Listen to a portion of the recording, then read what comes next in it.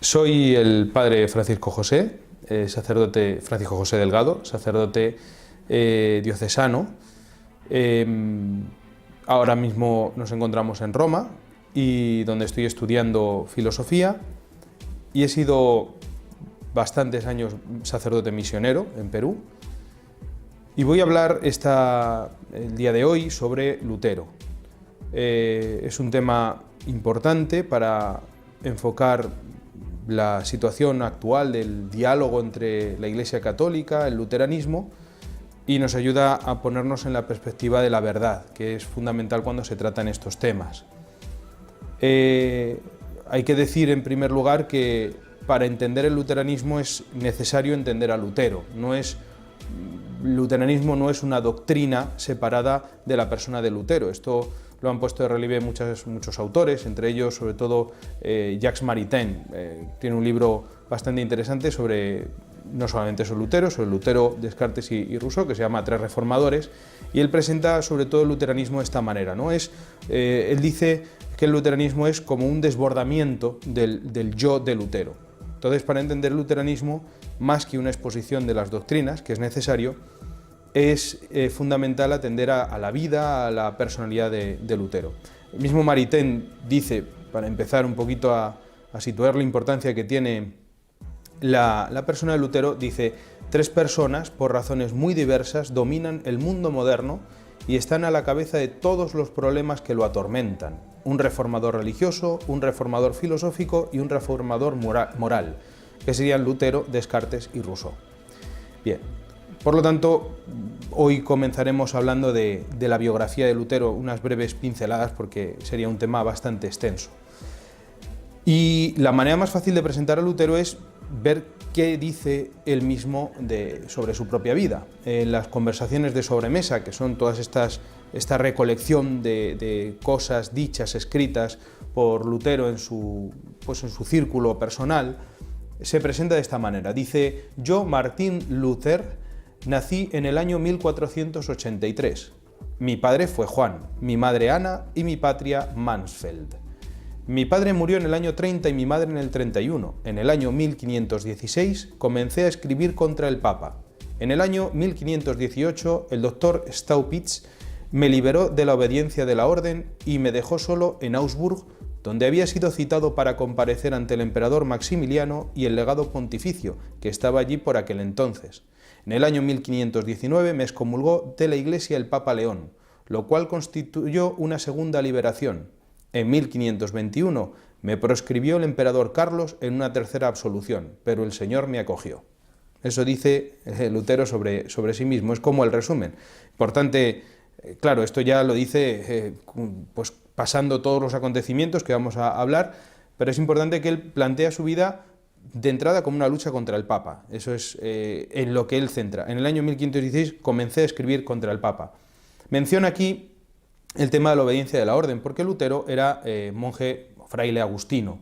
Él se hizo fraile, según él mismo comentó, porque en un momento de terror, en una tormenta, pues le prometió, creo que es a Santa Ana, que si se salvaba se hacía fraile. Y bueno, pues se salvó y entró en la congregación. Es una manera un poco extraña de recibir la vocación, que me parece muy recta, pero eso es lo que él mismo dice. De hecho, su padre no quería que entrara en el convento y bueno, pues él se justifica de esta manera, ¿no? Es que yo hice esta promesa. Y él, narrando sobre su propia vida, y es lo que se dice de él, pues parece que al inicio intentó ser un fraile observante, un fraile comprometido. Siempre se pone o se quiere intentar leer la vida de Lutero desde este punto de vista de la sinceridad, de la entrega personal, pero el problema es que es muy posible que su manera de enfocar la vida religiosa no fuera el más adecuado. La manera como él narra, efectivamente, siempre después de todas sus experiencias, ese momento, parece que pudiera tener un intento, una manera de enfocar las cosas desde un punto de vista un poco pelagiano, ¿no? Tratando por su esfuerzo personal de ser perfecto y por lo tanto cayendo posiblemente en el orgullo, ¿no? Siendo demasiado exigente consigo mismo como si contara con sus propias fuerzas, una manera un poco distorsionada de entender la vida cristiana, la vida de santificación, ¿no? Por contraste, luego trataré de afirmar siempre la fuerza de la gracia, pero teniendo en cuenta que sí que parece ser que desde el principio él no lo había entendido. Y de ahí venían sus problemas, sus angustias, sus dificultades, muchos escrúpulos, muchas tentaciones. Él parece que quería verse alejado del pecado, ¿no? Pero veía en sí siempre unas tentaciones, cosas que son normales, porque en la vida pues, nos acompañan las tentaciones como una manera de ponernos a prueba para que vayamos perfeccionándonos, pero él confundía la concupiscencia, esa atracción al mal que nos ha dejado por el pecado original, con el pecado, ¿no? Y entonces pensaba que no podía salir del pecado, que estaba siempre pecando, y esto le atormentaba mucho. Hay que entender que en aquella época era muy importante para la gente la seguridad, y él buscaba esa seguridad pues, que no encontraba. Y por lo tanto llegó a tener una experiencia personal de que la fe era la que le daba esa seguridad, pero una fe entendida como la confianza de que hiciera lo que hiciera, tuviera los pecados que tuviera, Jesucristo le iba a salvar. Esto es como se resumiría de manera un poco imprecisa lo que él llamaba la experiencia de la torre, ¿no? Él tuvo esta experiencia, que el justo vive de la fe, leyó en San Pablo y entendió que la fe efectivamente le justificaba, pero de tal manera que él, aun siendo pecador y siguiendo siendo pecador, no se tenía que preocupar, tenía la seguridad absoluta de que iba a ser salvado. Y como veremos, pues esto no es una manera muy adecuada de entenderlo en otro de los capítulos. Entonces, él empezó pues, a llevar esta manera de entender la vida religiosa, la vida cristiana, y entró en una controversia que fue la que se hizo más famosa, que es la controversia sobre las indulgencias. Hay que entender que en aquella época pues se estaba construyendo, por ejemplo, la Basílica de San Pedro, tantas otras cosas en la cristiandad, y como siempre ha pasado en la historia de la Iglesia, porque esto ha sido un continuo, pues las indulgencias han sido una manera de motivar, de mover a los católicos para que colaboren de distintas maneras con obras, bien a su santificación, a través de peregrinaciones, etcétera, o a la obra de la Iglesia. Y entonces se daban estas indulgencias, que eran pues un documento, normalmente solía haber del Papa, donde se concedía unos beneficios espirituales a quien hiciera una determinada obra. Ya sabemos la doctrina sobre las indulgencias, que no consiste en el perdón de los pecados, sino en lo que se llama la remisión de la pena temporal, que es la pena que tendremos que pasar en el purgatorio si en esta vida pues, no la hemos purgado, ¿no? Justo castigo por nuestros pecados sería. Lutero empieza a escribir contra las indulgencias. Siempre se ha hablado mucho de que en aquella época la Iglesia estaba muy mal, que hubiera muchos abusos. Pues no parece que fuera esa tanto su intención, la de corregir estos abusos, sino porque él no entendía la doctrina básica de las indulgencias como algo correcto, sobre todo porque ponía este énfasis en las obras del hombre, y él consideraba que esto no tenía que ser así. Por lo tanto, con esta controversia comenzó, digamos, su salida pública con este problema con la Iglesia de su tiempo. Se le dieron varias oportunidades para corregirse de los errores que había cometido en estas famosas 95 tesis, porque no todas estaban mal, había algunas que ciertamente denunciaban algunos abusos que se podían estar dando, pero otras atacaban la doctrina básica de las indulgencias, del sacramento de la penitencia, la autoridad del Papa, una serie de cosas, y tuvo primero una entrevista con el cardenal Cayetano en 1518 en lo que se llama la Dieta de Augsburgo, y el cardenal Cayetano acabó convencido de que Lutero no quería reformar la Iglesia como luego se ha dicho, sino que quería hacer otra Iglesia, y se dio cuenta del peligro que suponía su pensamiento. Más adelante, en 1519, tuvo otra controversia con un famoso polemista católico, Eck, que directamente consigue acorralar a Lutero en sus propios argumentos, y Lutero acaba confesando que él defiende la misma doctrina de Hus, que era un famoso hereje que había sido sentenciado y condenado como 2 siglos antes. Entonces reconocía esta herejía. El Papa le exigió que se retractara en una bula que se llama la Exsurge Domine en 1520. Lutero, pasado el plazo que le había dado el Papa, quemó la bula públicamente y por lo tanto quedó excomulgado en 1521 por una bula que se llama la Decet Romanum Pontificem. Después de esta excomunión acudió a la Dieta de Worms, que era una reunión de los príncipes alemanes. Lutero pues, estaba bajo el dominio del emperador, como todos los cristianos en aquella época. Fue llamado precisamente para dar cuenta de esta acusación. Se le dio la posibilidad de ir, aun siendo hereje, excomulgado, de no ser perseguido por ello.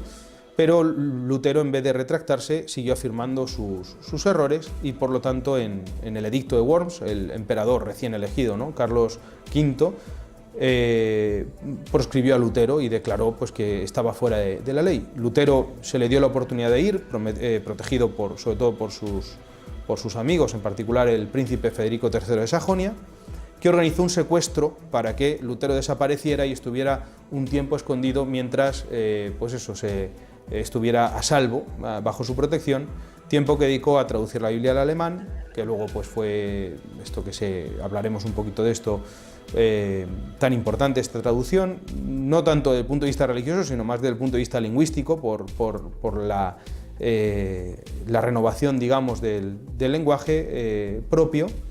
Y bueno, pues ahí empezaron a tener una serie de sucesos que posiblemente tendremos ocasión de hablar más adelante, que le llevaron a poner en marcha toda esta reforma que, al menos espero que quede claro, pues no fue tal reforma, sino más bien una deformación de la Iglesia.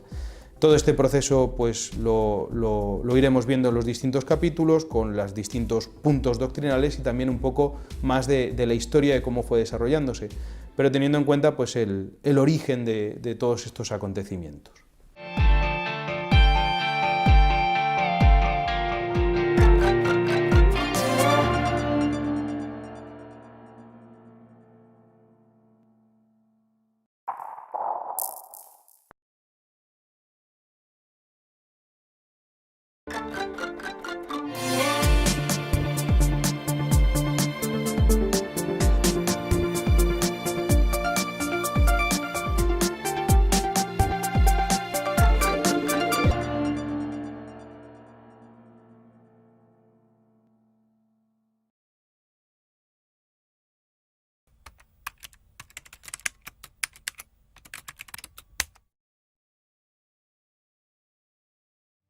Soy el padre Francisco José Delgado. Estamos en esta serie de vídeos hablando sobre Lutero, y en este capítulo quisiera comentar algunas cosas sobre su concepción de la justificación por la fe y sobre todo en relación con la teología católica, que pues ya estaba bastante clara en aquella época, pero quedará todavía más clara en el Concilio de Trento, ¿no?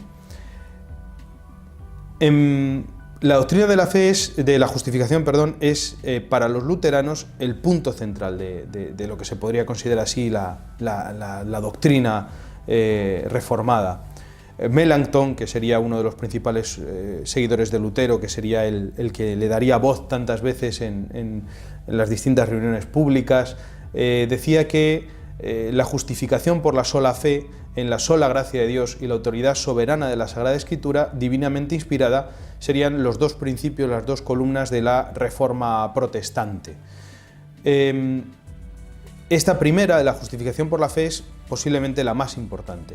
Viene de esta experiencia que narrábamos en el anterior episodio, de la experiencia de la Torre, que se llama así, cuando Lutero, atormentado por su mala concepción de la idea de pecado, pues llegó a este descubrimiento, para él sorprendente, de que la fe era la que justificaba y que la justificación del hombre, la justicia de Dios, era la justicia con la que Dios justifica a los hombres. Para él este principio era como si hubiera hecho él un gran descubrimiento. Parece que no se había enterado de que todos los santos y todos los santos padres desde el inicio del cristianismo habían estado explicando esto. Él, veremos un poquito también por sus limitaciones teológicas, filosóficas, pues no acaba de entender esto y lo descubrió por una experiencia personal que le llevó a absolutizarla y a sacarla de contexto. Entonces, ¿En qué consiste esto de la justificación por la fe? Lutero negaba lo que él decía, la justificación por las obras.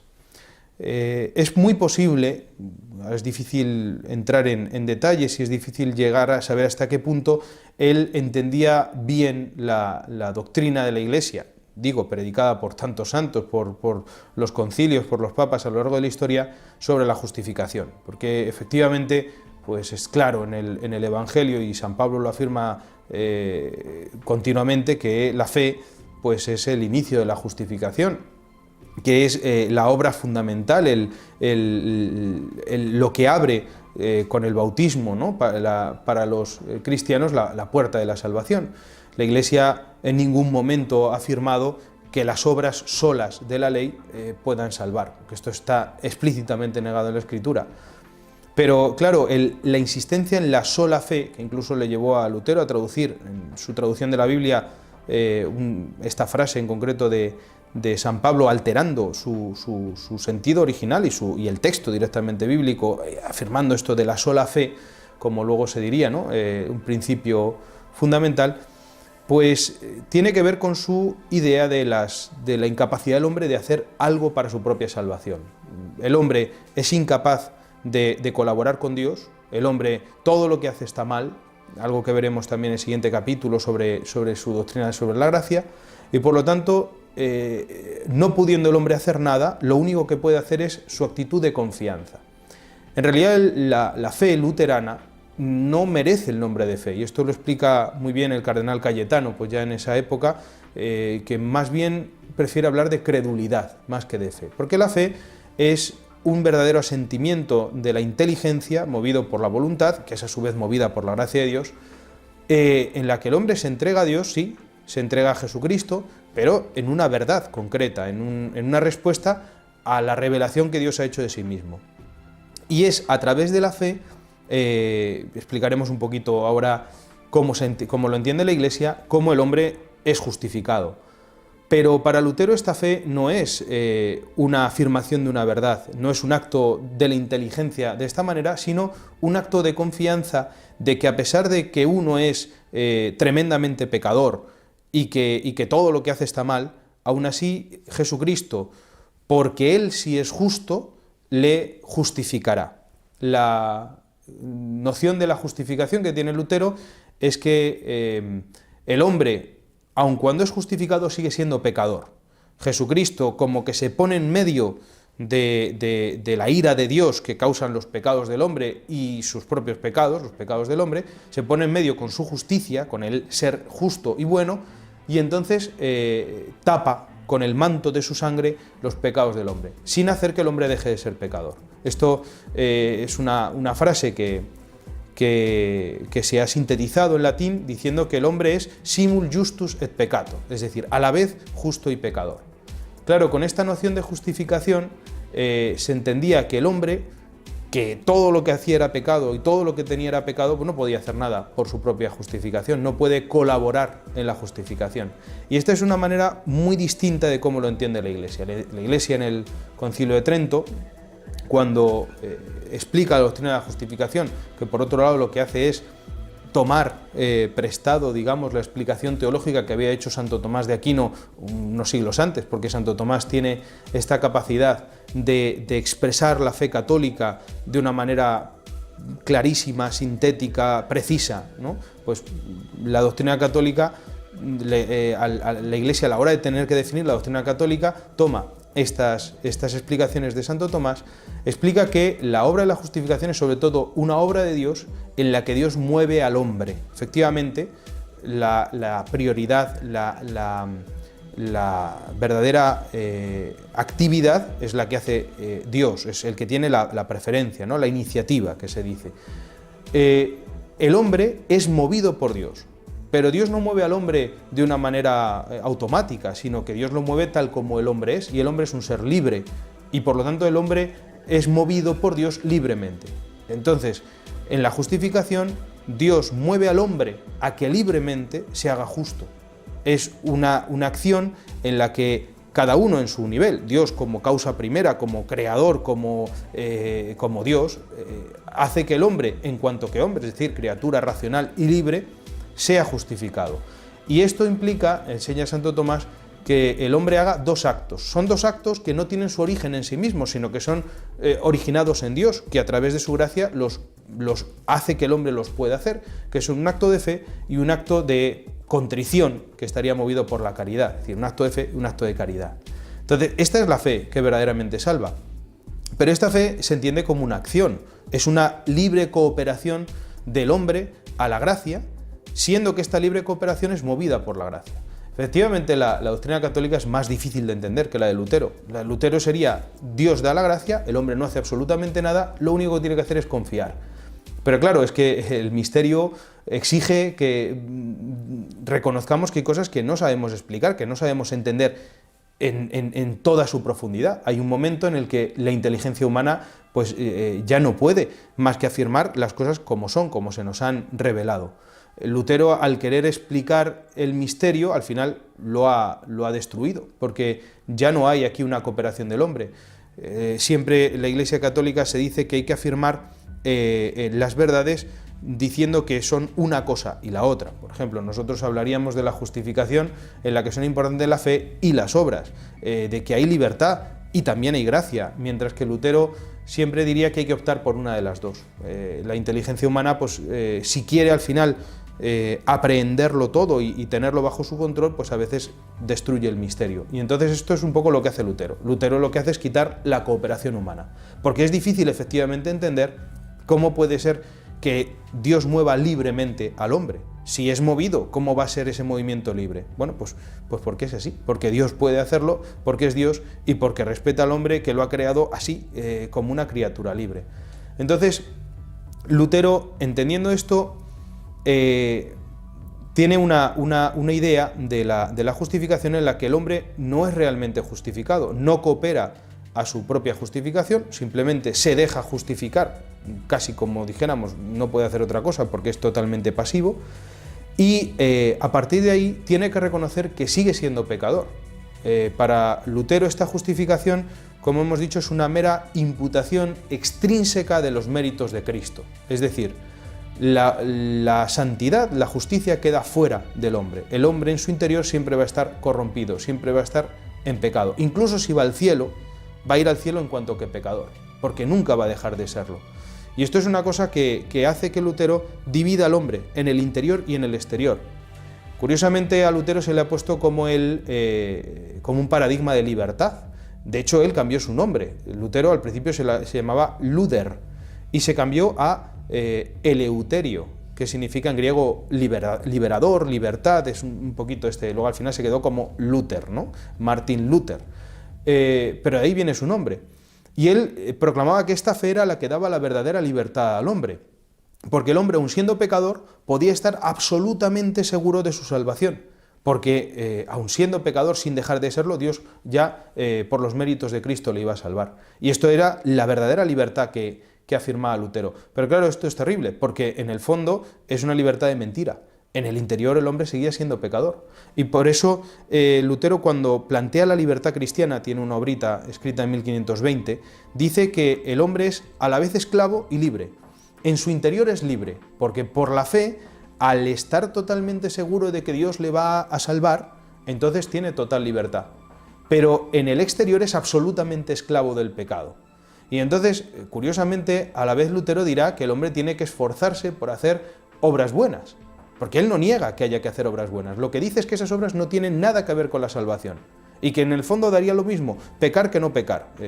Cosas, por ejemplo, que dice Lutero, cito sus palabras. Busca de inmediato la sociedad de tus semejantes, ponte a beber, a jugar, di tonterías, diviértete. Es menester algunas veces cometer un pecado por odio y desprecio al diablo, a fin de evitarle la ocasión de crearnos escrúpulos por nonadas. Si tenemos miedo de pecar, estamos perdidos. Oh, si yo pudiera encontrar algún buen pecado con que burlar al diablo. Para Lutero, la esclavitud, lo que quita la libertad, es, al contrario, tener miedo a pecar. Lo que hay que tener es la libertad de pecar y, a la vez, la seguridad de que Dios a uno le salvará. Ahí está para Lutero la libertad. Y por eso dirá aquello que le escribió a Melanchthon, ¿no? Peca fuerte, pero cree aún más fuerte.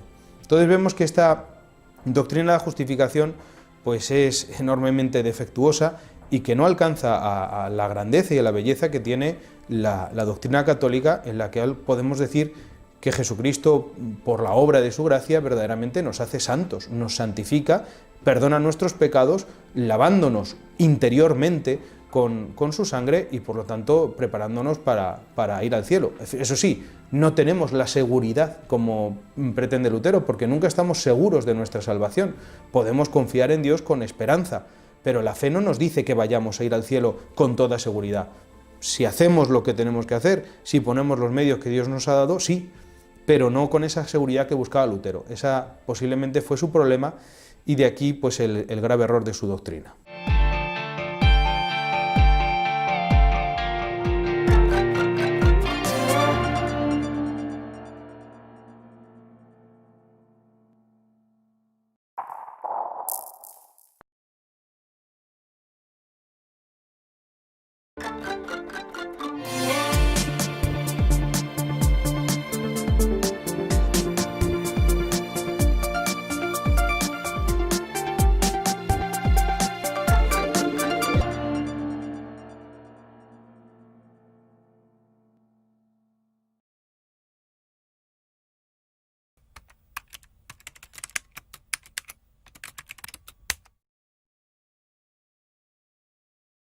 Soy el padre Francisco José Delgado y estamos hablando sobre Lutero.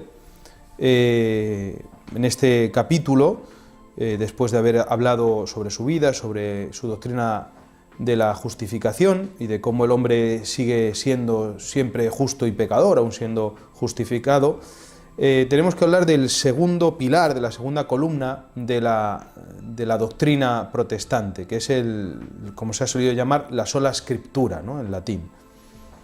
¿Qué entiende Lutero con esta expresión de sola escritura? No es que Lutero tenga como tal una formulación precisa de esto, es una actitud que él ha tenido durante toda su vida. Ya en la Dieta de Worms, cuando tiene que comparecer ante el emperador y se reafirma de sus errores por los que ha sido excomulgado, le preguntan si estos libros que presentan como erróneos son suyos, él los reconoce y le conminan, como le ha pedido el Papa, a que se retracte. Y Lutero tiene ahí un famoso discurso que ahora no vamos a leer, pero en el fondo él viene a decir, si a mí me demuestran con la Escritura que lo que yo digo está mal, entonces me retractaré, pero solamente haré caso a la Escritura, ¿no? Es un poquito esa actitud que él tiene. Sería importante, aunque eso posiblemente lo vamos a insistir en otros los capítulos, entender el ambiente intelectual de su momento. Lutero vive en el momento donde está surgiendo un fuerte humanismo, ¿no? Después del Renacimiento, en ese momento, en pleno Renacimiento, el humanismo ha acercado a la gente a las fuentes clásicas, ¿no? Hay una tendencia a volver a los clásicos griegos, latinos, y dentro de la Iglesia, pues a volver a los textos, no tanto en cuanto a la comprensión de la Escritura, que eso la Iglesia nunca lo ha dejado. Continuamente la Iglesia ha estado centrada en la meditación, en la enseñanza de la Sagrada Escritura, sino más que en el sentido de la Escritura, en la enseñanza, ir al texto, ir a la letra, podríamos decir así, ¿no?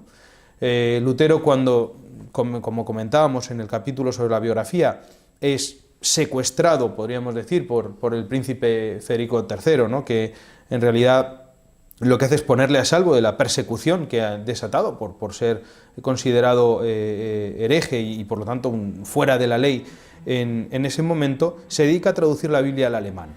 Esta traducción que él hace y que pues él tiene mucho interés por tratar de fundamentar su doctrina únicamente en la Escritura, porque ahí es donde él dice haber encontrado esta idea de la justificación por la fe, la oposición a las obras del hombre, etc., pues esta traducción es muy importante para el idioma alemán, porque Lutero lo que va a hacer es traducir la Biblia al alemán, pero un alemán que él va a desarrollar, porque pues en aquella época todas las lenguas que se llaman romances, ¿no?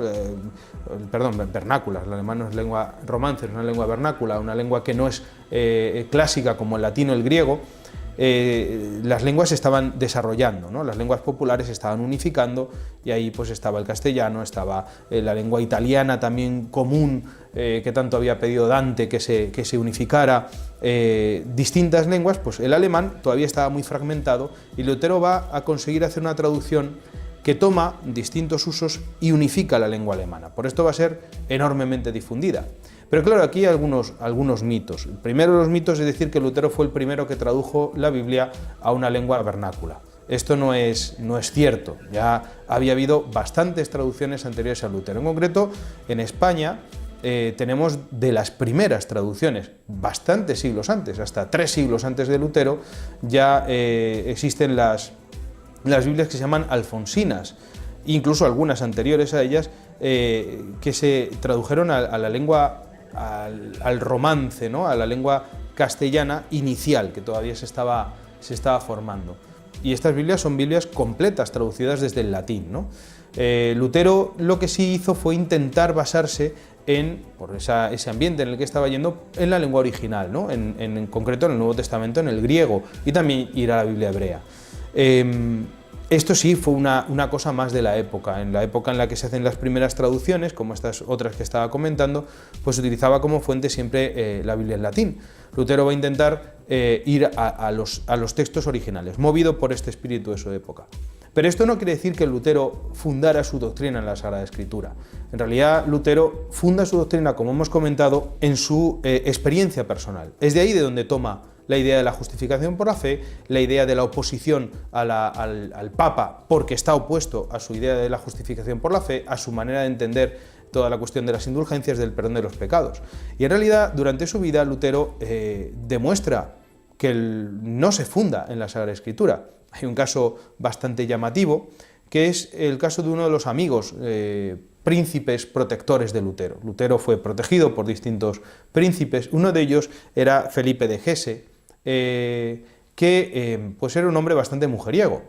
Entonces él tuvo, después de llevar muchos años casado con una mujer, pues la idea de tener otra mujer, ¿no? Y entonces le pidió a uno de los seguidores de Lutero, ¿no? Que se llama Martín Bucero en este caso, que le permitiera casarse, no tener pues una concubina o un amante, cosa que pues en aquella época podía ser hasta cierto punto frecuente, sino casarse con 2 mujeres a la vez. Y este Bucero convenció a Lutero de que se lo permitiera, y Lutero pues le dio el permiso, fundándose, decía en la Sagrada Escritura, en los patriarcas del Antiguo Testamento. Claro, una cosa que Jesucristo hubiera considerado evidentemente, según el texto del Evangelio, una cosa pecaminosa, a Lutero le parecía bien, porque en el fondo, ya digo, la Escritura no era realmente el origen de la doctrina luterana, era la manera de escudarse para no reconocer sus errores. Al proponer la sola Escritura, lo que hacía Lutero era rechazar el papel de la tradición, el papel de la mediación de la Iglesia a la hora de entender la Escritura. Él decía que no le hacía falta que el Papa o los obispos o la tradición de la Iglesia le explicara lo que quería decir la Escritura. Cualquier cristiano, movido por el Espíritu Santo, podía entender perfectamente un texto y comprenderlo. Esta idea pues parte de un error, y es el error de pensar que la Biblia, la Escritura, haya sido una cosa que ha surgido de la nada. Lógicamente Lutero no lo pensaba así, tenía que reconocer, y lo reconoce incluso en alguno de sus cursos bíblicos, que la Biblia, dice, se la debemos a los papistas, dice así, porque los católicos para Lutero eran los papistas. Nosotros hemos recibido la Biblia de los papistas, tiene que reconocerlo Lutero, porque la transmisión de la Biblia, la misma Escritura, la creación, ¿no? el que Dios moviera a algunos, les inspirara a escribir los libros de la Escritura en el Nuevo Testamento, incluso antes en el Antiguo, pues viene en el Nuevo Testamento evidentemente dentro de la comunidad eclesial. Y quien autoriza, quien verifica que estos libros son auténticos, inspirados, es la Iglesia, es quien los ha traducido, quien los ha transmitido a lo largo de los siglos. Entonces, lo que él hace es oponerse a la tradición. En esto, una vez más, estamos ante algo propio de su tiempo. Precisamente el humanismo del Renacimiento tiene esta insistencia, la insistencia en luchar contra la tradición. Hay todo un movimiento en el que se busca, como luego pasará más adelante en una segunda ocasión en la Ilustración, rechazar todo lo que sean tradiciones, todo lo que sean cuestiones pues que se han transmitido. Todo tiene que ser descubierto de nuevo, todo tiene que ser redescubierto. Y en este ambiente es en el que vive Lutero. Y Lutero tiene un rechazo hacia la tradición que viene por este ambiente. Ahora, hay un problema. La doctrina de la Sagrada Escritura, de la sola Escritura, de que todo se tiene que fundar en la vida cristiana, en la Sagrada Escritura, y únicamente excluyendo la tradición, no se puede demostrar por la Sagrada Escritura. Y es donde entra en un problema. Su propia doctrina es inconsistente. Este famoso profesor y escritor Scott Hahn, que también perteneció a la Reforma Protestante, era presbiteriano si no me equivoco, y que se convirtió y narró su conversión en un famoso libro, se llama Roma, Dulce Hogar. Cuenta este momento en el que él se dio cuenta de esto, tenía esta duda, ¿no? Oye, yo estoy enseñando el sola Escritura, porque él era profesor dentro de la doctrina más o menos luterana, y no lo veía. Y entonces le preguntó a un compañero, y el compañero, profesor, le contestó lo siguiente, dice: en realidad, tú no puedes demostrar la doctrina de sola Escritura con la Escritura. La Biblia no enseña explícitamente que ella sea la única autoridad para los cristianos, todo reconocido por un protestante. En otras palabras, Scott, la sola Escritura es en esencia la creencia histórica de los reformadores, frente a la pretensión católica de que la autoridad está en la Escritura y además en la tradición. Para nosotros, por tanto, esta es solo una presuposición teológica, nuestro punto de partida, más que una conclusión demostrada. Entonces resulta que al rechazar la tradición de la Iglesia, Lutero lo que estaba haciendo era crear su propia tradición. Estaba enseñando su propia doctrina ajena a la Escritura, desde la cual entender la Escritura. Claro, esto está unido con la cuestión del libre examen que ya hemos comentado. Cualquier cristiano tiene el Espíritu Santo para poder entender la Sagrada Escritura. Estas dos cosas a la vez son enormemente peligrosas y Lutero al final lo tuvo que admitir. Si no hay la mediación de la Iglesia, que es la que ha sido verdaderamente fundada por Cristo, como leemos en el Evangelio, que nos diga cuál es la enseñanza que haga de mediadora para interpretar los textos de la Escritura, y cada uno los interpreta a su antojo, la conclusión será que cada uno dirá una cosa distinta, en función pues, de su estado de ánimo, de su propio interés o de lo que le apetezca. Y entonces Lutero tuvo que escribir en un famoso texto, lamentándose de cómo su reforma, y ya podríamos empezar a dudar de poderla llamar así, reforma, había producido la fragmentación de la Iglesia. Dice lo siguiente Lutero: hay tantas sectas y opiniones como cabezas. Este niega el bautismo, el de más allá cree que hay otro mundo entre el nuestro y el día del juicio. Unos dicen que Jesucristo no es Dios, otros dicen lo que se les antoja. No hay palurdo ni patán que no considere inspiración del cielo lo que no es más que sueño y alucinación suya. Claro, esta era la consecuencia. Si uno dice que cada uno puede interpretar lo que quiera en la Sagrada Escritura y su doctrina se funda únicamente en la Sagrada Escritura, la conclusión es que cada uno dirá lo que le apetezca.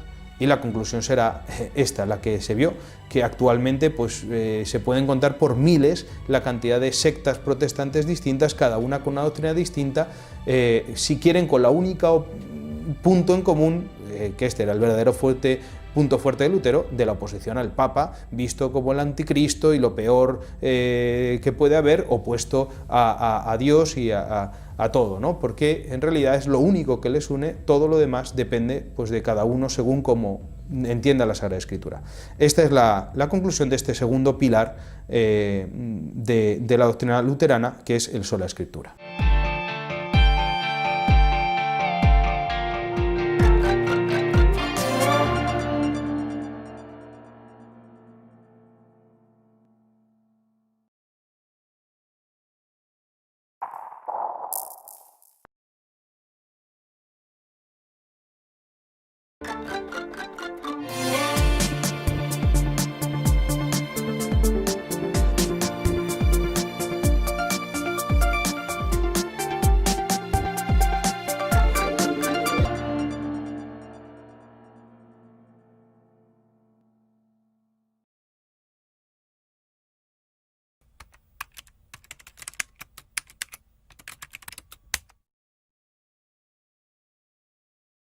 Soy el padre Francisco José Delgado. Estamos comentando algunos aspectos de la vida de Lutero, de su doctrina, y en este cuarto capítulo tenemos que hablar sobre la doctrina de la gracia.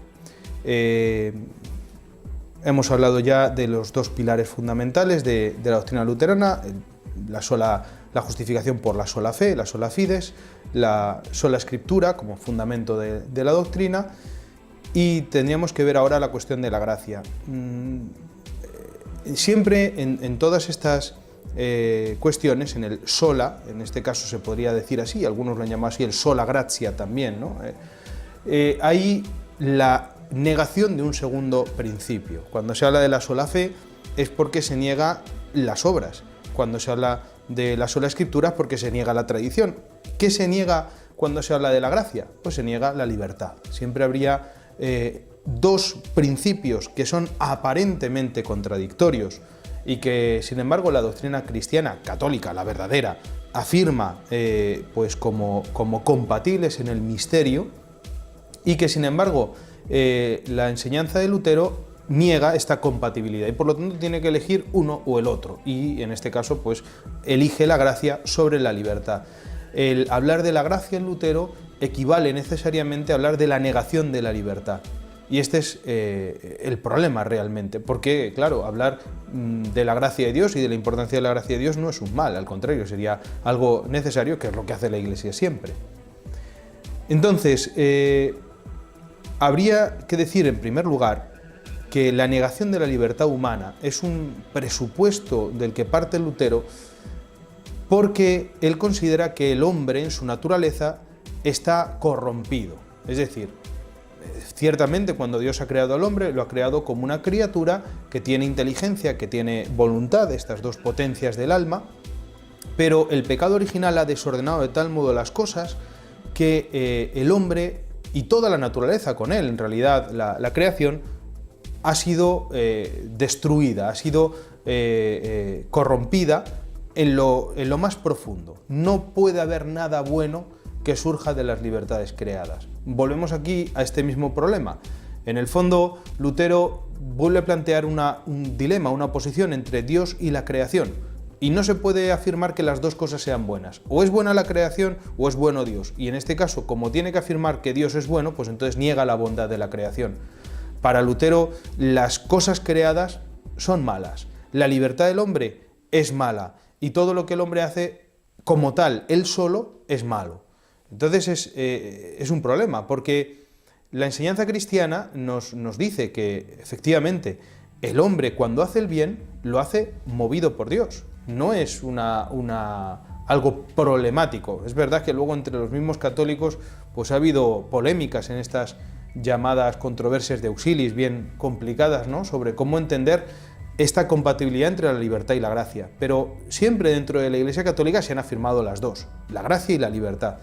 Para Lutero hay que negar la libertad y por lo tanto lo que el hombre hace es pecado. No puede haber mérito. En consecuencia, el mérito, entendido en la doctrina de la gracia católica, es que el hombre que hace una cosa buena, lógicamente movido por Dios, movido por la gracia de Dios, Dios le recompensa, porque Dios es justo y remunerador. Esto lo dice la carta a los Hebreos, y por lo tanto da el premio a los buenos, da el castigo a los malos. Cuando se dice en la doctrina católica que Dios da el premio a los buenos, no lo dice como si uno, y esto quizás es lo que quiere hacer entender Lutero de la doctrina católica, cosa que no es verdad, como si uno externamente a Dios hiciera valer su derecho de ser remunerado. Es decir, el hombre, como algo distinto de Dios, hace una cosa buena y Dios se la premia. Porque nosotros sin Dios no podemos hacer nada. Esto lo afirma claramente Jesucristo. Sin mí no podéis hacer nada. Nosotros necesitamos la fuerza de la gracia de Dios, más aún desde el punto de vista metafísico, ¿no?, que es un tema bastante más complicado, la necesidad del ser de Dios para poder hacer cualquier cosa y para poder hacer el bien, por supuesto. Y entonces, cuando Dios premia el bien que hace el hombre, en realidad lo que está haciendo es, como dice la liturgia, coronar su propia obra. Dios hace que el hombre haga bien libremente y el hombre se hace merecedor de una gracia que Dios da, pero que Dios quería dar ya cuando ha hecho que el hombre se mueva hacia el bien libremente. Entonces no es un mérito externo, sino que Dios, corona su propia obra. Aquello que él ha hecho y lo hace bien, lo hace añadiendo al hombre, uniendo al hombre a su acción buena, ¿no? Para Lutero no es así. ¿Qué dice en concreto? Lutero dice lo siguiente: afirmo que tanto en el hombre como en los demonios las fuerzas espirituales han sido no sólo corrompidas por el pecado, sino destruidas por completo, de modo que no queda en ellos sino una razón depravada y una voluntad enemiga y adversaria de Dios, siendo el único objeto de ambas la lucha contra él. El panorama es claro. Para Lutero el hombre ha sido destruido por el pecado y es por lo tanto además irreparable. Como hemos ya dicho en la doctrina sobre la justificación, el hombre nunca dejará de ser pecador, porque esto está en su propia naturaleza. En la doctrina católica, en cambio, lo que enseñamos es que el pecado original efectivamente ha herido las potencias del hombre, su libertad, y le cuesta hacer el bien, y de hecho tiene una atracción hacia el mal, que llamamos concupiscencia, que no es pecado, pero viene del pecado, y también la inteligencia. Al hombre le cuesta conocer la verdad. No está como cuando Dios lo creó en estado de naturaleza justa, sino que está dañado por el pecado, pero sin llegar a estar corrompido. Para Lutero no, para Lutero hay una absoluta corrupción del hombre. Entonces, ¿qué pasa con las obras? Pues las obras, Lutero no va a negar que haya que hacerlas. Lutero va a insistir, y es ahí donde está la contradicción interna, en que aún así el cristiano tiene que hacer buenas obras. Esto es una consecuencia posiblemente de su agustinismo malentendido, ¿no? San Agustín era un hombre que estuvo continuamente luchando contra unos errores y otros de la fe, y entonces a veces es difícil, porque si uno lee una obra en la que está polemizando contra unos, pues claro, San Agustín expone sobre todo lo contrario, y luego polemiza contra los otros, y claro, entonces a veces aparecen como cosas muy contradictorias. Y Lutero dirá esto, ¿no? Que el hombre, aunque no tiene libertad para hacer el bien, aún así tiene que hacer buenas obras. Pero esas obras no le sirven para nada para la justificación. La verdadera piedad, dice Lutero, la única que vale a los ojos de Dios, se encuentra en las obras extrañas. Esto es más o menos lo que viene a decir Lutero. Y estas obras extrañas son las de Cristo. Las únicas obras buenas que hay son las obras de Cristo, porque Jesucristo es Dios. Y es el único que ha hecho cosas buenas. El hombre siempre hace cosas malas. Y por lo tanto el hombre no merece en absoluto la salvación. La salvación la ha merecido Cristo. Y al hombre se le da esta salvación porque confía con la fe, como hemos explicado, esta credulidad que va a ser salvado. Esta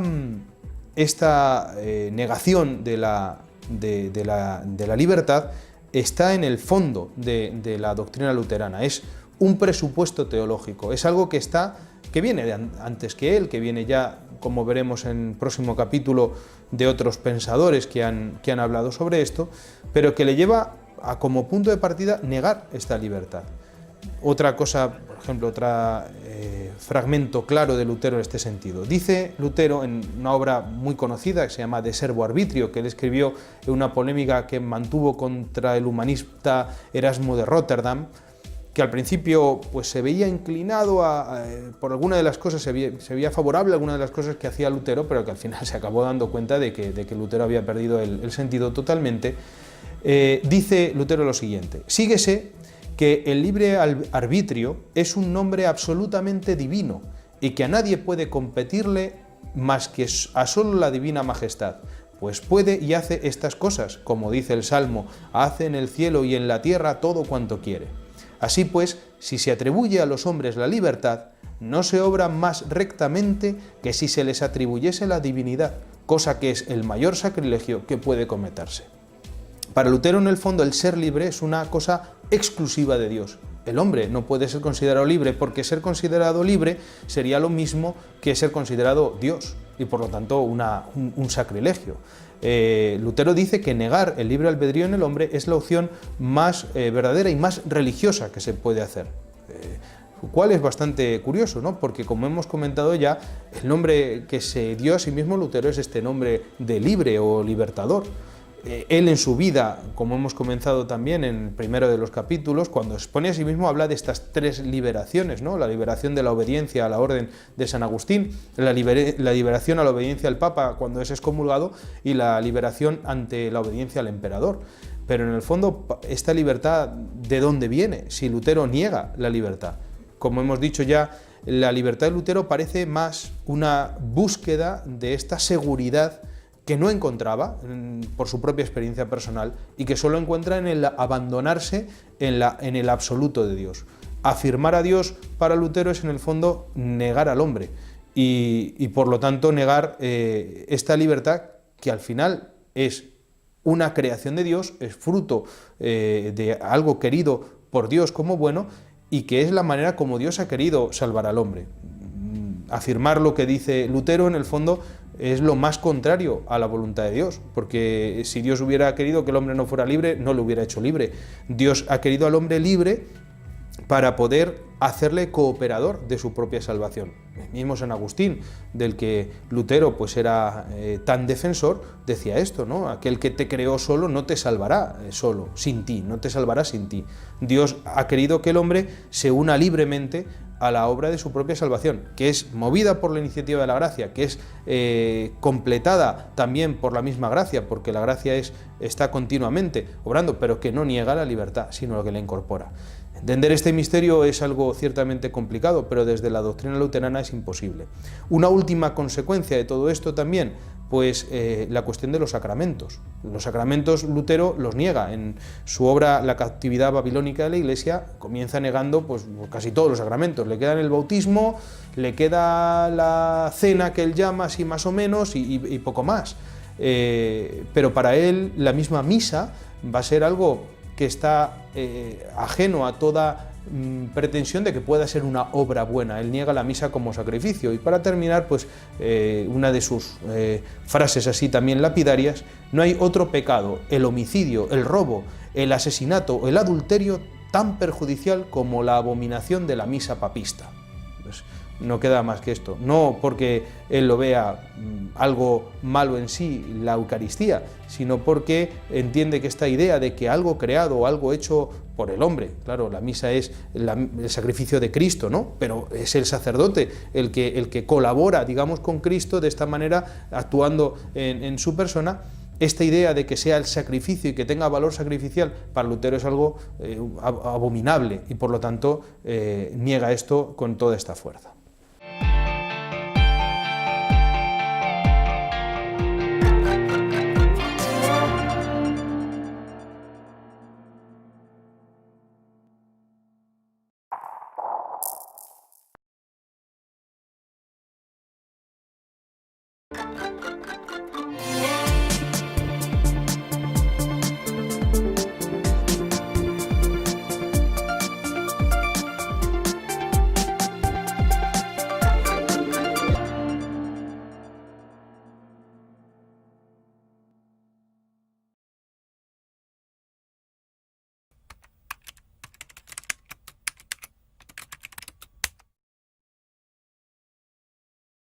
Soy el padre Francisco José Delgado, estamos hablando sobre Lutero, sobre su doctrina, su vida, y llegamos a un punto en este capítulo que es bastante importante, que tiene que ver con muchas de las cosas que ya hemos dicho, y es la relación entre la teología luterana y la razón, ¿no? ¿Cuál es el papel de la razón en la teología luterana?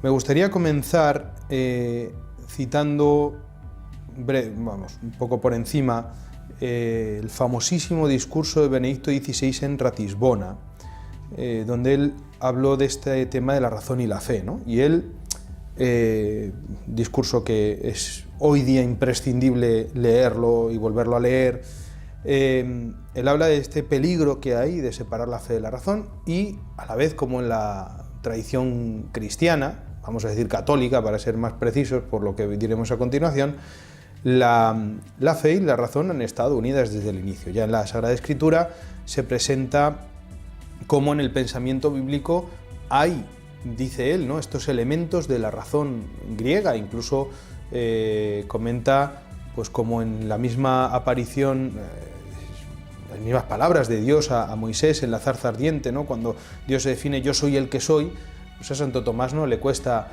y a la tradición cristiana en general, ver cómo ahí hay una referencia también al ser de los griegos, no solamente un ser en cuanto actual que sería una concepción más semítica, más hebrea, sino que perfectamente encuadra con la idea del ser griego, que luego aparece también en el libro de la sabiduría, que aparece en las escrituras en otros sitios, ¿no?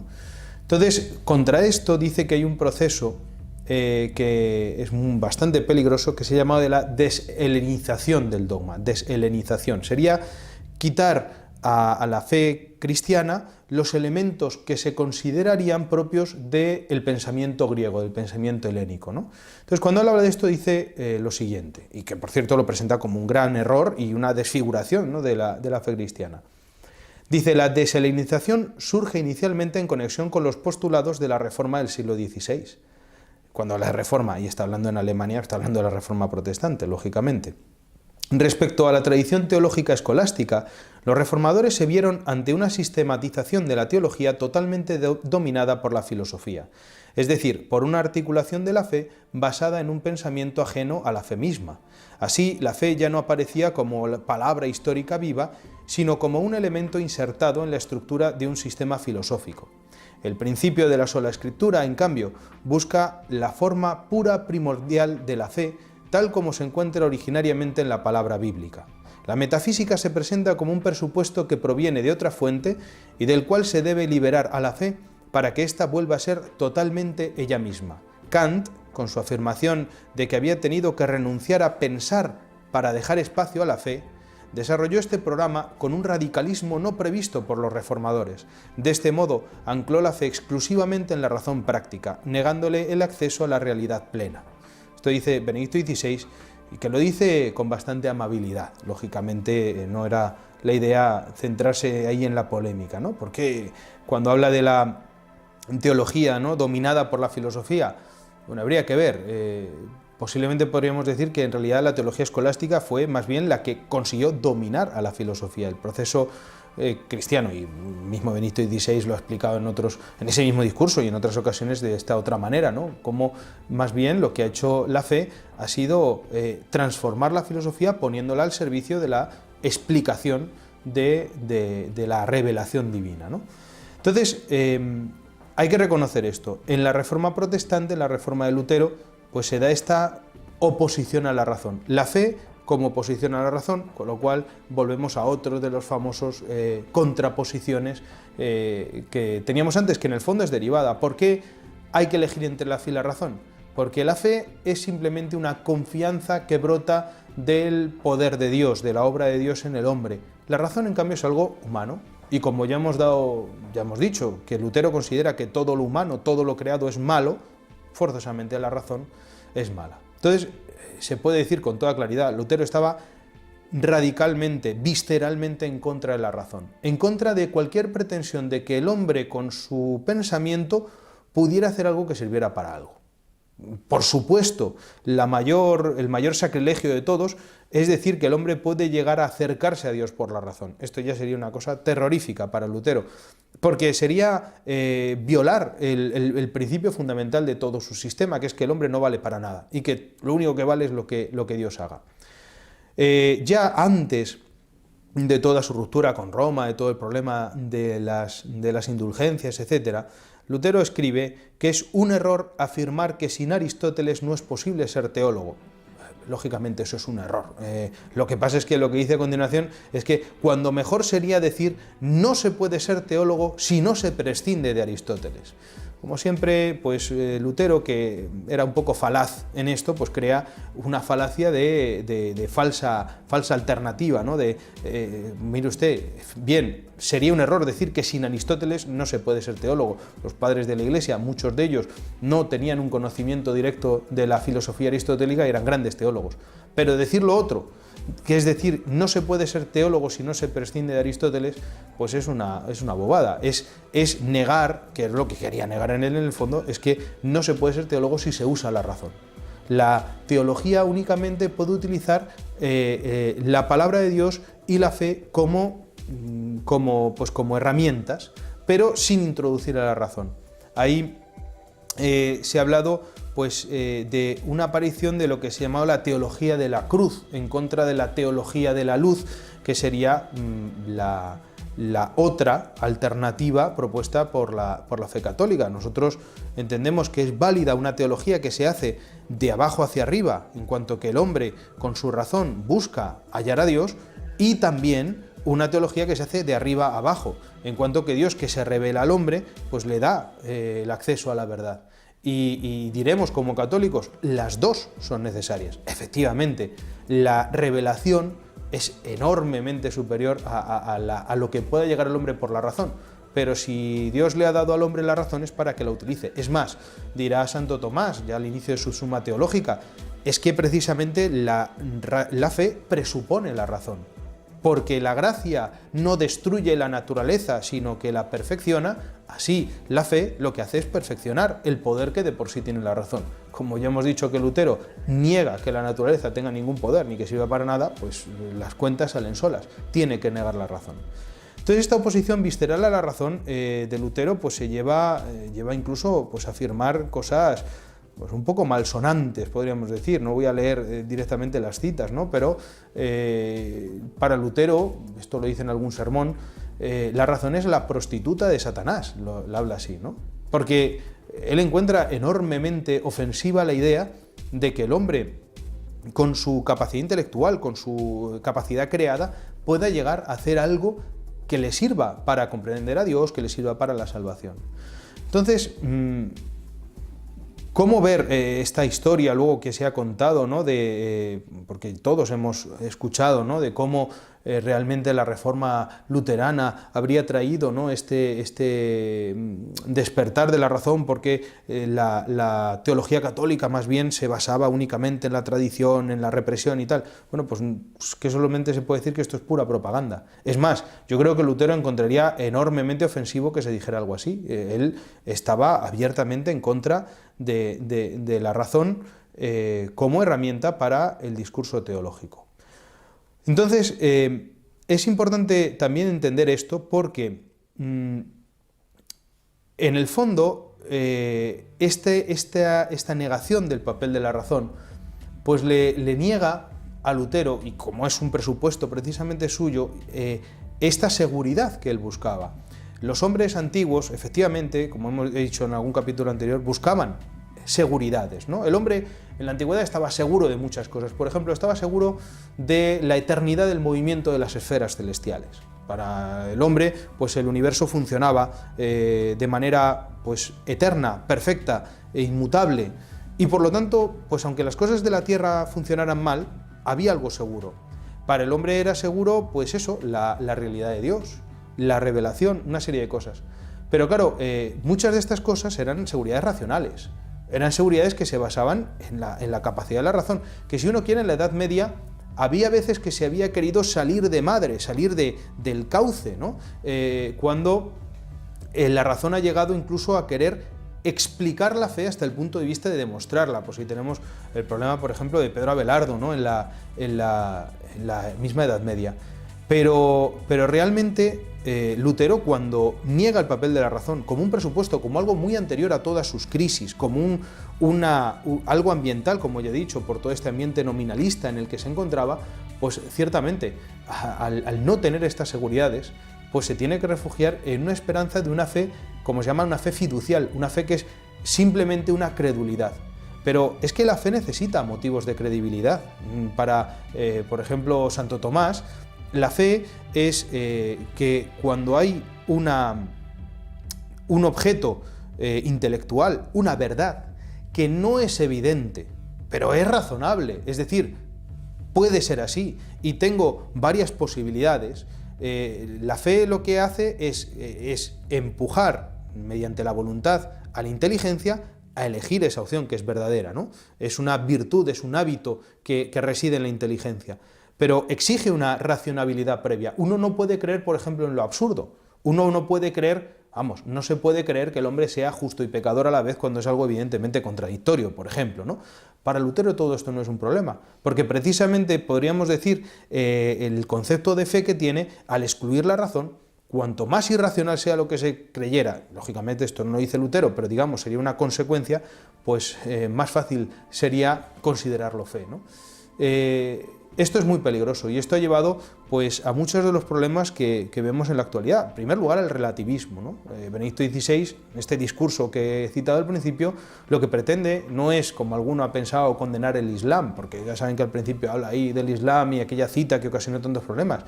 Eso, lógicamente, lo dice, porque él lo que dice, pues en el fondo, incluso citando a este emperador Miguel II Paleólogo, es verdad. Pero no está criticando esto, está criticando que cuando se aparta de la fe, la razón de la fe, se cae en el relativismo.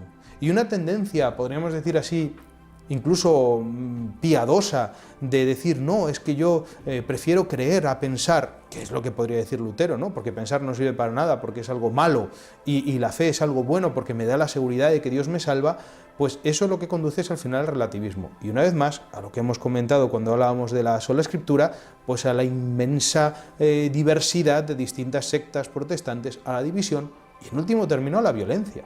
No es raro que como fruto de la deformación protestante pues empezaran las guerras en Europa, guerras que no había habido con esa intensidad, con esa brutalidad, como vivieron por ejemplo la guerra de los 30 años, ¿no? Donde murieron una cantidad enorme de personas. Porque cuando todo es relativo, en realidad, en vez de conseguir la paz que solamente se puede fundar en la verdad, lo que se acaba consiguiendo es la violencia. Por lo tanto, el papel de la razón en la teología luterana pues es eso, que estorba, y que lo que hay que hacer es eliminarla. Y de esta manera, pues para Lutero sería dedicarse a confiar en Dios y no pensar. Bueno, pues la fe católica más bien lo que insiste es esto, que la fe y la razón pues son necesarias las dos, y que siendo la fe, la revelación que funda la fe, superior efectivamente a la capacidad humana de comprender, si Dios nos ha dado la razón, pues es precisamente para que la pongamos al servicio de la fe. La filosofía como ancilla theologiae, una sierva de la teología para mayor gloria de Dios.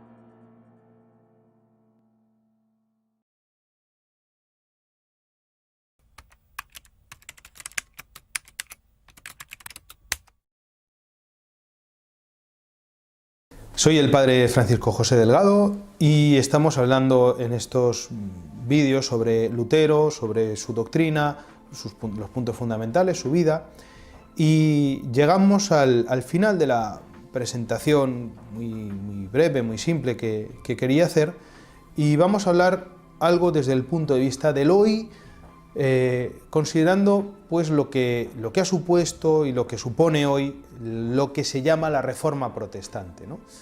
No me interesa tanto hablar de Lutero en sí, ¿no? ¿Qué habrá pasado con Lutero? Pues no lo sabemos, ¿no? Ha habido santos que lo han puesto en el infierno, por ejemplo. Bueno, pues esto es algo que no se puede saber. El juicio de Dios, pues ya nos enteraremos cuando nos tengamos que enterar, pero sí que hay cosas que podemos ver, ¿no?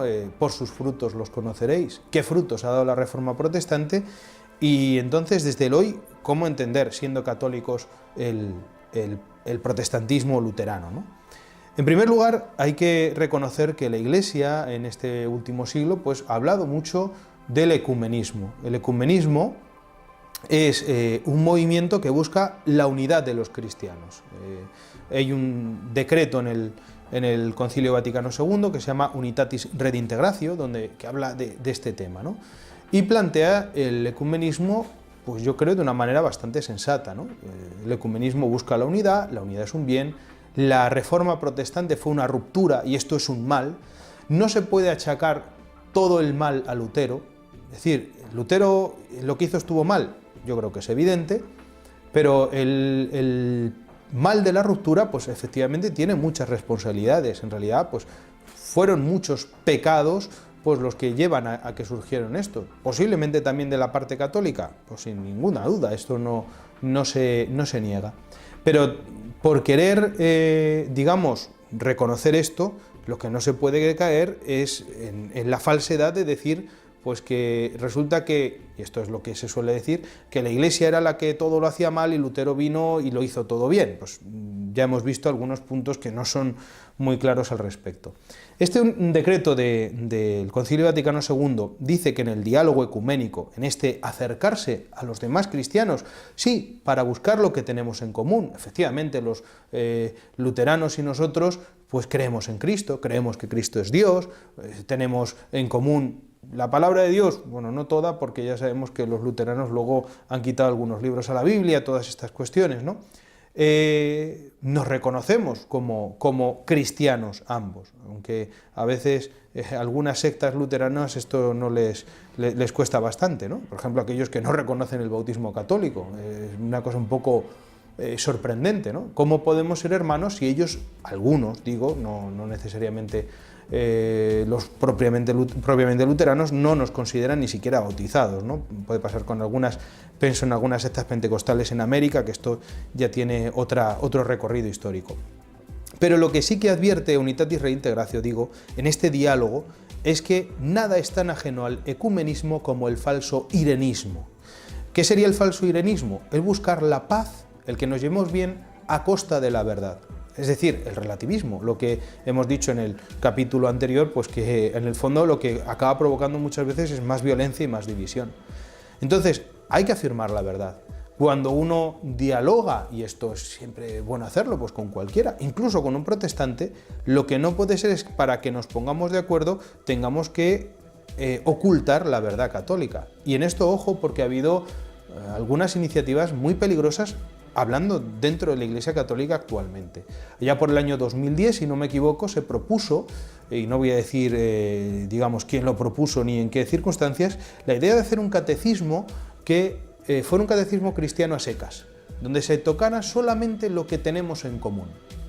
Esto es peligrosísimo, porque tocar lo que tenemos en común equivale necesariamente a callarse lo que no está en común. Y claro, lo que no está en común con la falsedad de la enseñanza luterana es la verdad católica. Y esto supondría que en la presentación de la fe debamos callarnos la verdad católica. Esto no se puede hacer así. Y cuando hablamos de Lutero, hay cosas que hay que decir con toda claridad. La reforma luterana, que ya hemos puesto en duda que fuera verdaderamente una reforma, fue un mal. Y como fue un mal, y podemos decir personalmente en cuanto al grado de culpabilidad que pudiera tener Lutero o las personas que estuvieron alrededor suyo, un pecado, pues es algo que no es celebrable. En estos años en general se está hablando mucho porque, bueno, pues se cumplen centenarios de bien sea aquella mitológica o legendaria acto de clavar las 95 tesis en la puerta de la iglesia de Wittenberg, que al parecer nunca tuvo lugar, o estas cosas de conmemorar, celebrar juntos, por ejemplo, la Reforma Protestante. El cardenal Koch ha sido el responsable del dicasterio de la Unidad de los Cristianos, ¿no? El Pontificio Consejo de Unidad de los Cristianos, dijo ya en su momento, hace ya tiempo, que no podemos celebrar un pecado. Los acontecimientos que dividen a la Iglesia no pueden ser llamados un día de fiesta. Esto es una cosa que es bastante clara. Porque lo que hizo Lutero pues estuvo mal. Lutero en ningún momento pretendió, vamos a decir así, hacer una reforma moral de la Iglesia. Esto lo niega él directamente. Volvemos a decir, sería algo como aquello de la razón que a Lutero le ofendería profundamente. Lutero dice, más bien, que no podemos caer en el error que tuvieron otros de los que he comentado, que eran algunos de sus antecedentes. Por ejemplo, dice, hay que distinguir bien entre la doctrina y la vida. Nosotros vivimos mal, dice Lutero, como mal viven los papistas. En esto, pues, posiblemente tuviera razón. No luchamos contra los papistas a causa de la vida, sino de la doctrina. Hus y Wycliffe, que él reconocía perfectamente como antecedentes suyos, no se dieron cuenta de esto y solo atacaron la conducta de los papistas. Personalmente no digo nada particular sobre su forma de vivir, sino sobre su doctrina. Mi quehacer, mi combate se centra en saber si los contrincantes transmiten la doctrina verdadera. Los demás han fustigado solo la conducta. Pero cuando se ataca la doctrina es cuando se agarra al ganso por el pescuezo. Esta expresión que tiene Lutero. Todo radica en la palabra. En esa palabra que el Papa nos ha robado, falseado y embadurnado para transmitirla desfigurada a la Iglesia. La cuestión es clara. Algunos han querido decir que cuando Lutero en su tiempo de estudiante fue a Roma quedó escandalizado por la vida que había en la corte papal. Otros dicen que posiblemente realmente no vio nada porque estuvo poco tiempo y es raro que a él, que era un pobre fraile agustino, pues le dejaran ver nada de lo que sucedía en la corte papal, igual que hoy mismo tampoco es fácil ver lo que sucede en la corte papal. Estos son posiblemente unas narraciones posteriores que se han hecho para justificar lo que en el fondo era. Lutero no luchaba contra la vida moral, le daba igual que hubiera estos pecados u otros. Lutero va a defender que hay que pecar con fuerza. Entonces, ¿qué más le da que hubiera pecados o no en la Iglesia? Lo que Lutero era en contra de una doctrina que no cuadraba con sus principios filosóficos, teológicos que ya hemos comentado anteriormente. Dice Lutero ya posteriormente a la ruptura con Roma: no admito que mi doctrina pueda ser juzgada por nadie, ni siquiera por los ángeles. Quien no reciba mi doctrina no puede llegar a salvarse. Vemos que la personalidad de Lutero es bastante exaltada en este tema. Y es que no se puede entender la doctrina de Lutero sin el yo de Lutero. Lo hemos dicho al inicio. Juzgar el luteranismo es en el fondo juzgar a Lutero. Hablar del luteranismo es hablar de Lutero, porque todo se resume en él.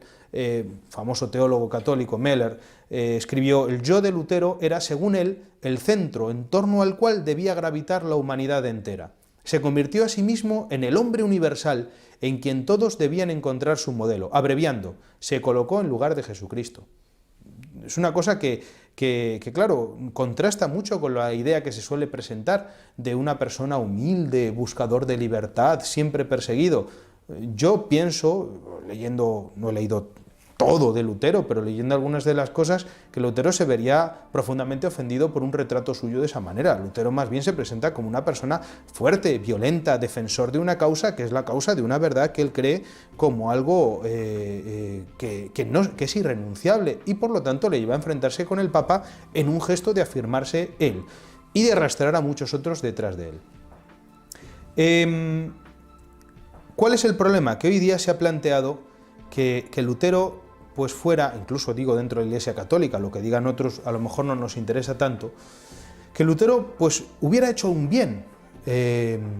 Por ejemplo, este Pontificio Consejo para la Unidad de los Cristianos recientemente publicó un documento que decía lo siguiente: separando lo que es polémico de las cosas buenas de la Reforma, los católicos ahora son capaces de prestar sus oídos a los desafíos de Lutero para la Iglesia de hoy, reconociéndole como un testigo del Evangelio. Es evidente que a cualquier persona de bien pues le resulta profundamente ofensivo que se diga algo semejante. Lutero fue testigo de su propia doctrina, no testigo del Evangelio. Para él, su doctrina, fruto de su experiencia espiritual, era algo que estaba, vamos a decir así, por encima del Evangelio, y que el Evangelio podría ser reinterpretado, modificado para adaptarse a lo que él pensaba. Él lo hizo con otras partes de la Biblia sin ningún problema. Claro, alguno podría decir, bueno, pero sí, como contrapartida a la reforma luterana, la Iglesia, por ejemplo, la Iglesia Católica, pues hizo el Concilio de Trento, que es un bien. ¿No puede decirse que haya bienes que hayan surgido de la reforma luterana? Pues es curioso que Santo Tomás, bastante antes de que sucediera todo esto, ya se lo planteaba. Una oposición que él, cuando trata de la herejía en la Suma Teológica, se pregunta si se debe tolerar a los herejes, nunca respetar, nunca aprobar, sino, bueno, tolerar por lo menos. Responde lo siguiente: la utilidad de las herejías es ajena a la intención de los herejes, es decir, la firmeza de los fieles, como afirma el apóstol, que citaba el texto de San Pablo: tiene que haber también entre vosotros discusiones para que se ponga de manifiesto quiénes entre vosotros son de probada virtud. Esta firmeza del apóstol queda comprobada y ella parece sacudir la pereza y penetrar con mayor solicitud en las divinas escrituras, como escribe San Agustín. La intención, en cambio, de los herejes es corromper la fe, que es el mayor perjuicio. Por esa razón, hay que prestar mayor atención a lo que directamente pretenden para excluirlos que a lo que está fuera de su intención para tolerarlos. Esto es lo que dice Esto es lo que dice Santo Tomás, que me parece muy sensato. Podríamos hablar, no es el momento, ¿no?, de cuál fue la verdadera reforma católica. Ciertamente la Iglesia siempre está necesitada de reforma. Este adagio latino que se dice Ecclesia semper reformanda es algo pues, que es verdad en todos los tiempos. Ya en esa época, en la época de Lutero, se estaban haciendo reformas. La reforma había comenzado, la buena, la que daría lugar a muchísimos santos, sobre todo en el mismo siglo de Lutero y posteriormente, y había comenzado en España, curiosamente. En España había muchos que se habían dado cuenta de que hacía falta hacer algo. Por ejemplo, los reyes católicos comenzaron una reforma del episcopado, que es muchas veces donde hay que empezar la reforma, que rápidamente se extendió y dio lugar a que en el siglo XVI hubiera muchos que siguieran a Jesucristo en la perfección. ¿Cuál es, pienso yo, para terminar, la verdadera actitud ante la reforma luterana entonces y hoy? Bueno, pues me venían a la cabeza las palabras de Santa Teresa al inicio de un librito suyo fundamental que es Camino de Perfección. Santa Teresa explica por qué hizo un convento muy ajustado en las rentas, en la pobreza, en la dureza de la vida religiosa. Y escribe lo siguiente: en este tiempo vinieron a mi noticia los daños de Francia y el estrago que habían hecho estos luteranos y cuánto iba en crecimiento esta desventurada secta. Dime gran fatiga, y como si yo pudiera algo fuera algo, lloraba con el Señor y le suplicaba remediase tanto mal. Parecíame que 1000 vidas pusiera yo para remedio de un alma de las muchas que allí se perdían, y como me vi mujer y ruin e imposibilitada de aprovechar en lo que yo quisiera en el servicio del Señor, y toda mi ansia era, y aún es, que pues tiene tantos enemigos y tan pocos amigos, que esos fueren buenos, determiné a hacer eso poquito que era en mí, que es seguir los consejos evangélicos con toda la perfección que yo pudiese, y procurar que estas poquitas que están aquí hiciesen lo mismo, confiada en la gran bondad de Dios, que nunca falta en ayudar a quien por él se determina a dejarlo todo.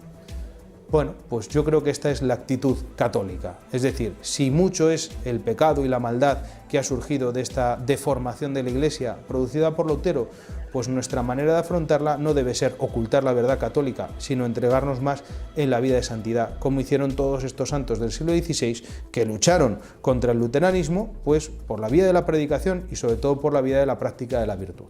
Con esto terminamos esta serie y esperamos pues que sirva para que muchos conozcan esta verdad de la fe católica, se acerquen a ella y pues desde los ojos de la fe católica puedan ver en la verdad este acontecimiento, este suceso, ¿no?, que fue un suceso de pecado, para que se den cuenta de que no se debe esconder nunca la verdad para buscar el bien que sería la unidad de todos los cristianos en la única Iglesia de Cristo.